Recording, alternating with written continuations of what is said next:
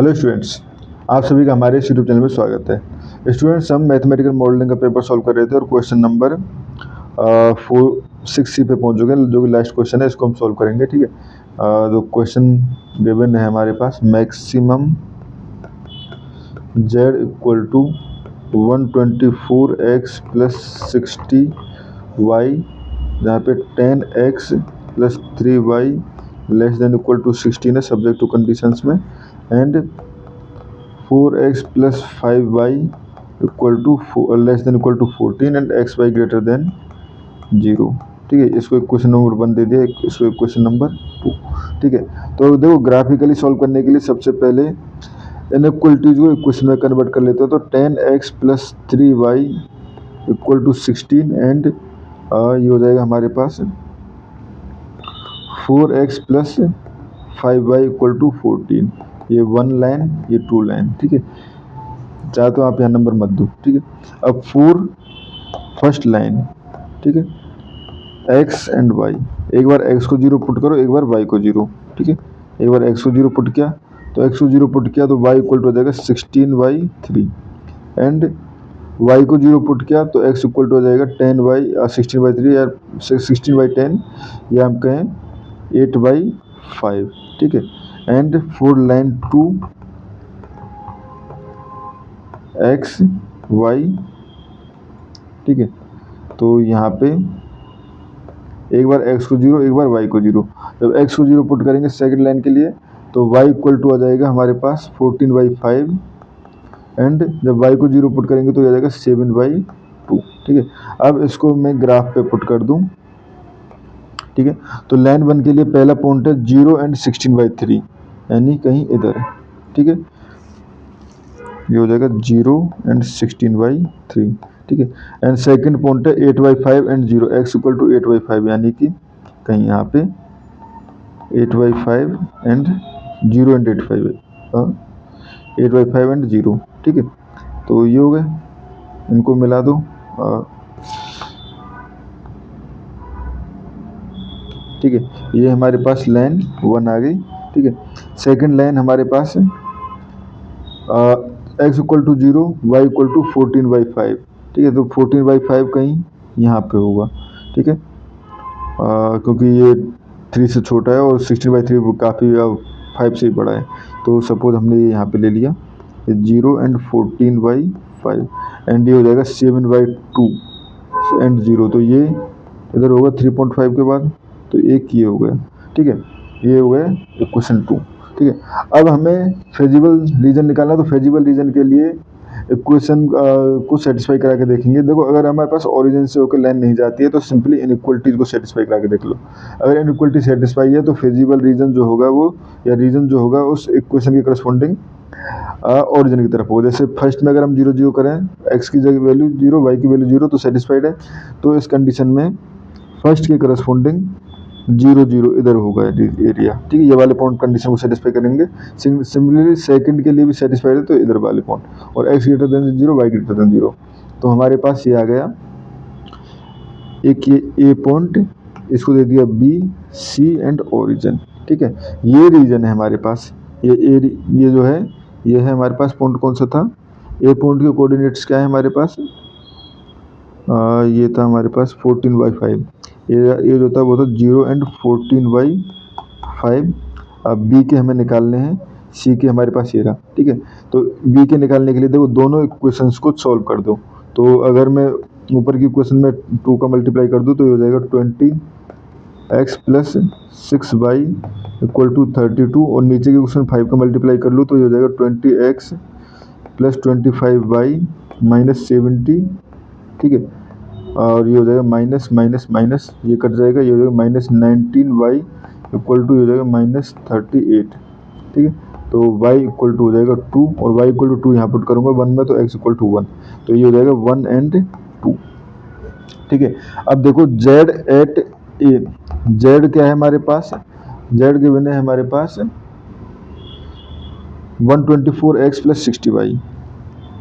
ठीक है, 124x plus 60y, तो z एट ए बेसिकली आ जाएगा 124 into 0 and 60 into 14/5।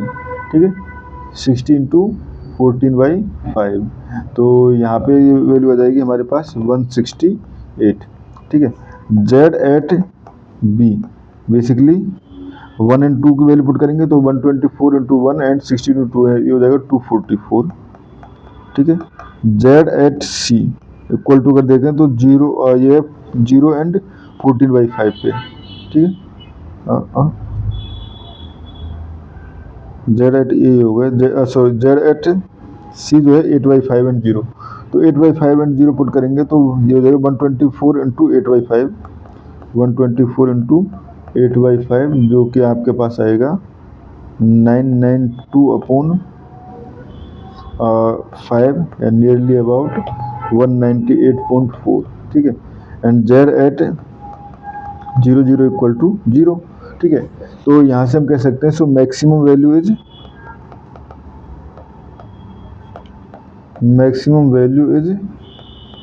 z equal to 244, ठीक है स्टूडेंट्स, ये हो गया। एंड कहाँ पर है, at xy equal to 1 and 2 पे, ठीक है। अब सेंसिटिविटी एनालिसिस, ठीक है, तो सेंसिटिविटी एनालिसिस y की रेंज पूछी गई है ना हमसे, y की रेंज ही पूछी गई ना, ठीक है।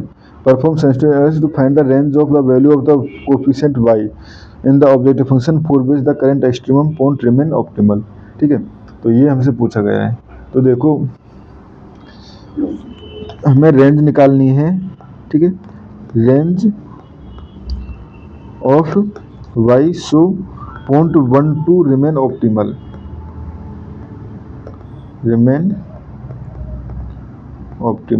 ठीक है। Coefficient of range of coefficient of y, ना कि y की रेंज, कोफिशिएंट ऑफ y की रेंज हमें निकालनी है, ठीक है। तो let coefficient of y is k, coefficient of y is k, ठीक है। तो ये हो जाएगा z equal to 124x plus k y, ठीक है। तो बेसिकली ये हमारे पास ऑप्टिमम वैल्यू है। तो कहाँ पे अकर करता है, इंटरसेक्शन ऑफ बोथ लाइन, यहाँ पे अगर कर रहा है, ठीक है। तो slope of the objective function जो है वो इस लाइन के बीच में लाई करनी चाहिए, ठीक है। तो देखो फर्स्ट कांस्टेंट अगर हम देखें तो फर्स्ट कांस्टेंट था हमारे पास, क्या था,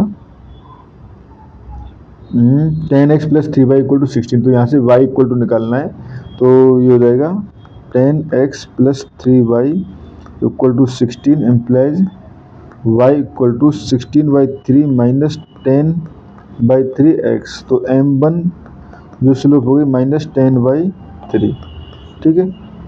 सिमिलरली सेकंड कंस्टेंट के लिए हमारे पास ये क्वेश्चन थी 4x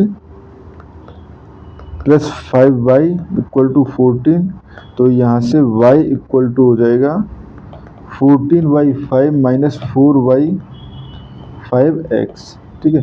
तो यहाँ से m2 इक्वल टू हो जाएगा माइनस 4/5, ठीक है।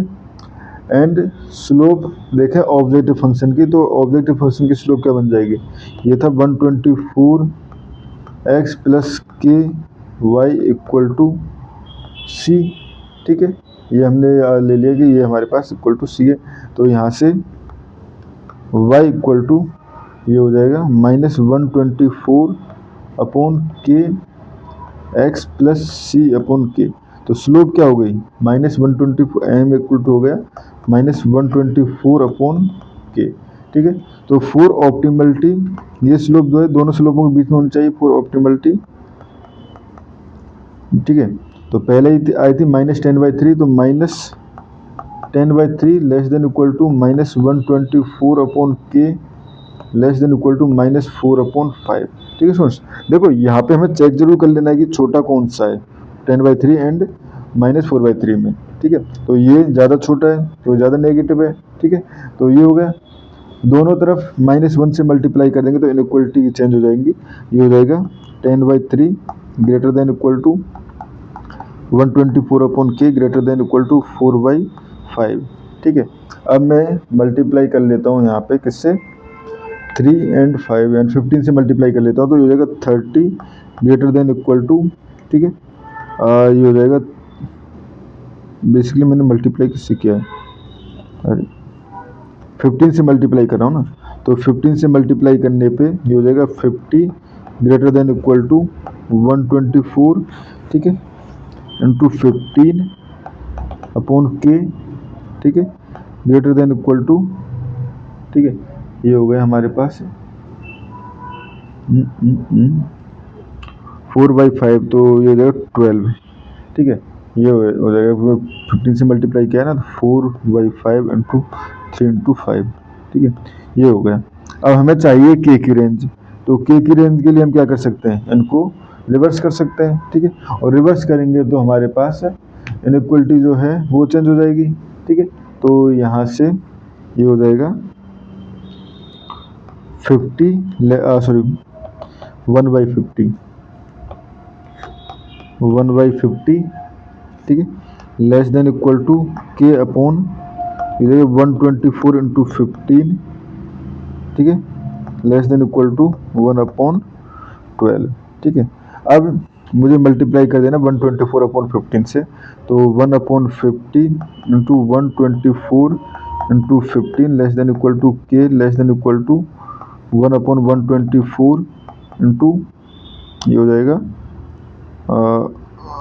सॉरी 1/12 इंटू 124 इंटू 15, ठीक है, तो यहाँ से ये हो जाएगा हमारे पास, देखो 5 से 3 एंड ये हो जाएगा हमारे पास 10, ठीक है, 5 से 3 एंड ये हो गया 10, ठीक है।